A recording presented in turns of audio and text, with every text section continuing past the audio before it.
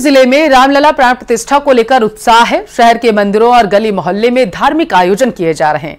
शहर के स्वर्ण दुर्गा मंदिर में महिलाओं ने हल्दी और मेहंदी की रस्म अदा की। महिलाएं राम मंदिर प्राण प्रतिष्ठा महोत्सव की खुशी से शादी विवाह की रस्मों के साथ प्राण प्रतिष्ठा महोत्सव को मना रही।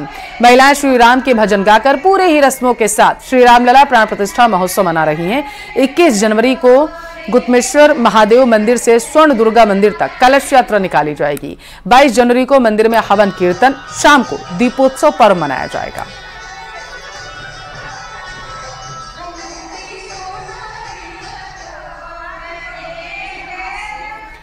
टोंक जिला कलेक्ट्रेट सभागार में शांति और सद्भावना समिति की बैठक का आयोजन किया गया। कलेक्टर डॉक्टर सौम्या झा और एसपी राजश्री राज वर्मा बैठक में शामिल हुए। बैठक में 22 जनवरी को रामलला की प्राण प्रतिष्ठा के मौके पर जिले के नागरिकों से शांतिपूर्ण माहौल में मंदिर, देव स्थानों पर पूजा अर्चना कर भजन कीर्तन करने की बात कही गई। कलेक्टर और एसपी ने बैठक में कहा है कि अफवाहों पर ध्यान न दें, कोई भी समस्या हो तत्काल प्रशासन को सूचित करें। एसपी राजश्री राज वर्मा ने कहा है कि टोंक जिला शांति और गंगा जमुनी तहजीब के लिए जाना जाता है। कोई भी व्यक्ति अप्रिय घटना होने पर कानून अपने हाथ में न ले, तत्काल पुलिस और प्रशासन को सूचित करे। असामाजिक तत्वों के खिलाफ सख्त कार्रवाई अमल में लाई जाएगी। बैठक में शांति समिति के सदस्यों ने भी सुझाव दिए। और प्राण प्रतिष्ठा के लिए पीएम का कठोर अनुष्ठान लगातार जारी। पीएम मोदी के अनुष्ठान का आज नवा दिन है। रोज सुबह बताया जा रहा है कि 3:40 पर वो जाप करते हैं। हर दिन जमीन पर कंबल बिछाकर पीएम सोते हैं। 11 दिनों का कठोर अनुष्ठान पीएम मोदी कर रहे हैं। सिर्फ नारियल पानी का ही सेवन पीएम मोदी के द्वारा किया जा रहा है।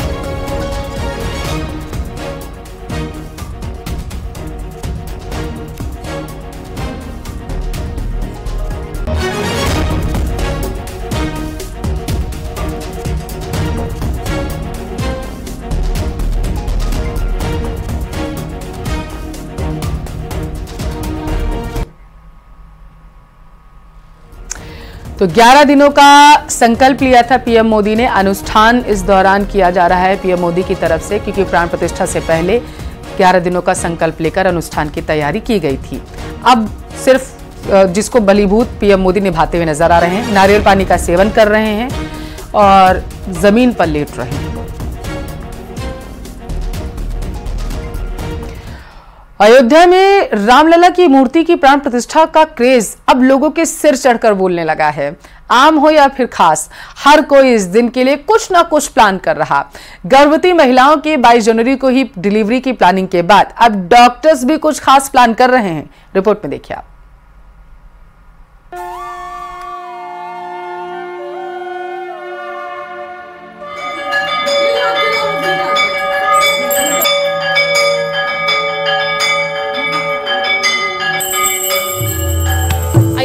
रामलला की प्राण प्रतिष्ठा में अब महज कुछ ही दिन बचे हैं। इस दिन को खास बनाने के लिए हर कोई कुछ न कुछ प्लान कर रहा है। अब आलम ये है कि रामलला का इंतजार लोगों के सिर चढ़कर बोलने लगा है।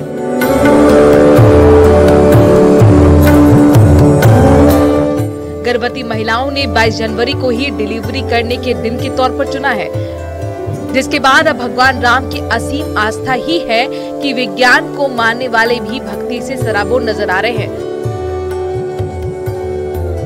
जयपुर के डॉक्टर्स ने उस दिन ऑपरेशन थिएटर में रामधुन बजाने का प्लान किया है। डॉक्टर्स का कहना है कि रामलला आएंगे, बस ये शब्द ही पॉजिटिव वाइब्स दे रही हैं। इससे डिलीवरी के वक्त गर्भवती महिलाओं पर भी अच्छा असर होगा।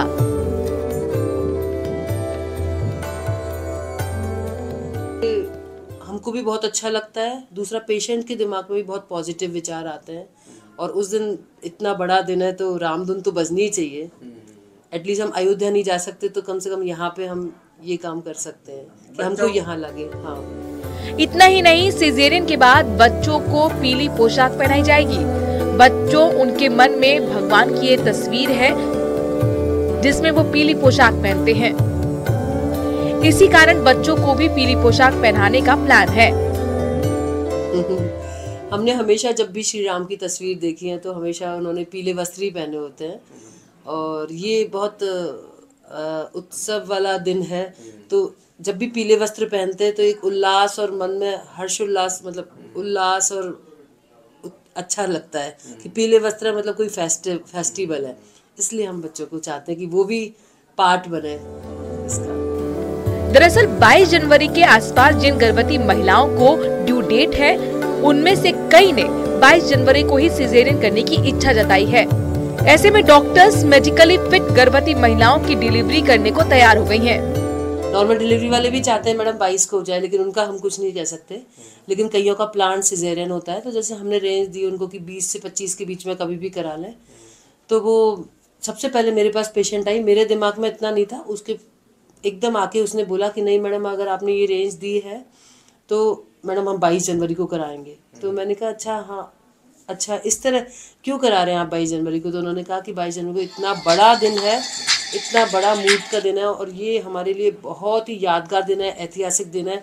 हमारे बच्चे का भी बर्थडे सबको याद रहेगा और हमको भी बहुत उत्साह है। उनके घर में भी पूरी लाइटिंग वगैरह और उनके उस दिन पूरी कॉलोनी इंतजार करेगी कि भगवान श्री राम आएंगे। भगवान राम की मूर्ति की प्राण प्रतिष्ठा का मौका ही खास हो गया है। देश इस वक्त राममय हो चुका है, बाजारों में उत्साह है तो घर में दिवाली की तरह तैयारियां शुरू हो गई हैं। ऐसे में कोई भी इसको विशेष बनाने से चूकना नहीं चाहता। न्यूज़ 18 राजस्थान के लिए सौरभ गृहस्थी की रिपोर्ट।